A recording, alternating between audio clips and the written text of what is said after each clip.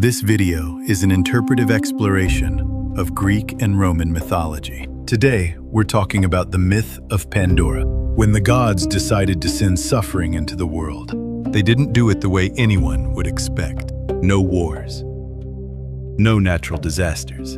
Instead, they created a woman, and they placed a box in her hands. But Pandora's story actually begins with fire. Long before she ever existed, the humans in Greek mythology had no fire. Fire belonged to the gods. People lived through cold, dark nights, with no way to cook their food, and no real way to survive the winter. They were, in every sense, at the mercy of the world around them. One god couldn't stand watching that any longer. His name was Prometheus. He was a titan, a being, who stood somewhere between the divine world and the human one. Prometheus climbed to Olympus, stole a flame from the gods, and carried it down to Earth. Then, he gave it to humanity. But this wasn't just fire. It was everything fire made possible. Cooked food, warmth, tools, the ability to build, to create, to survive. In that single moment, humans got their first real taste of civilization. Zeus noticed immediately, and he was furious. To the king of the gods, this wasn't just theft. It was a violation of the boundary between gods and mortals. His response was swift and brutal. He had Prometheus chained to a mountain. Every day, an eagle would come and tear into his body, and every night, he would heal.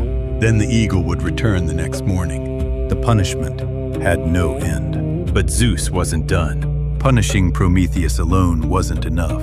The humans who had accepted the fire, they needed to pay too. And the way Zeus chose to make them pay wasn't a flood or a plague. It was something far more calculated. He decided to create a woman. Hephaestus shaped her from clay. Athena breathed skill and wisdom into her. Aphrodite wrapped her in beauty. Hermes gave her the gift of speech, and with it, a streak of cunning.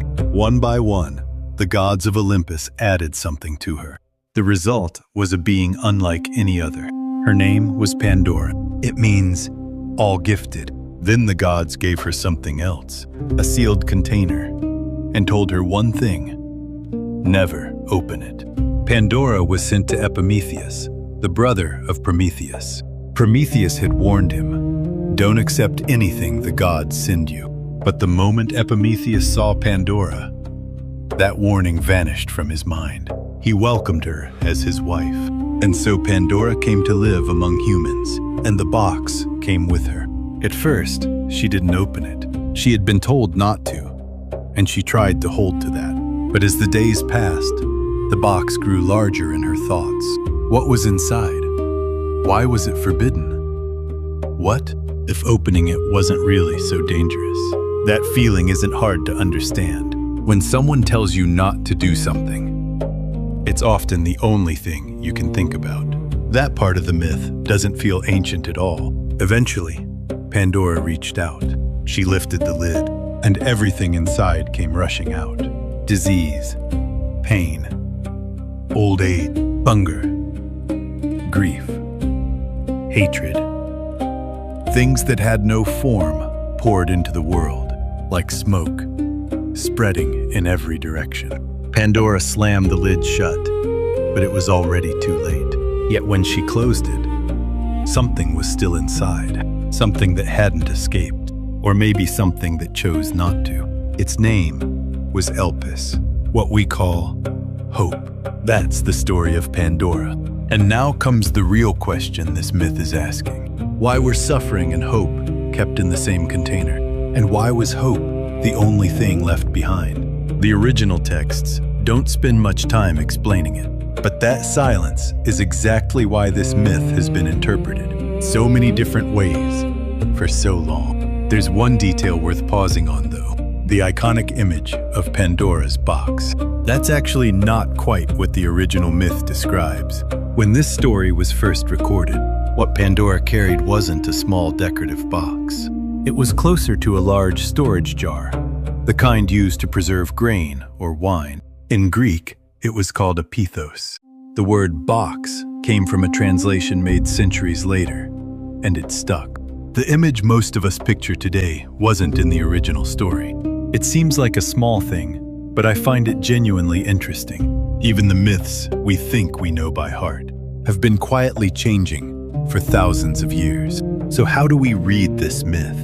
The most common interpretation is straightforward curiosity caused catastrophe. Pandora broke the rule, and humanity paid the price. That reading gets compared to the story of Eve in the Bible. A woman, a forbidden act, and the loss of something that can never be fully recovered. The structure is similar enough that scholars have noted it for centuries. But every time I come back to this myth, a different question comes up first. Was Pandora really the cause of any of this? Follow the story back to its beginning. And Pandora was designed deliberately to carry out Zeus's revenge. The gods gave her beauty. They gave her cunning. They handed her a sealed container and told her not to open it, knowing full well what curiosity does to a person. Her nature was shaped by the same gods who built the trap. From that angle, she starts to look less like someone who made a mistake and more like someone placed in a situation she never had a real choice about. Now this is a modern reading. It's not how ancient Greeks likely understood the story, but that's exactly what makes this myth so alive. Depending on when you're reading it, it opens in completely different directions. The same goes for hope. What does it mean that hope stayed behind? Some readers find that bleak.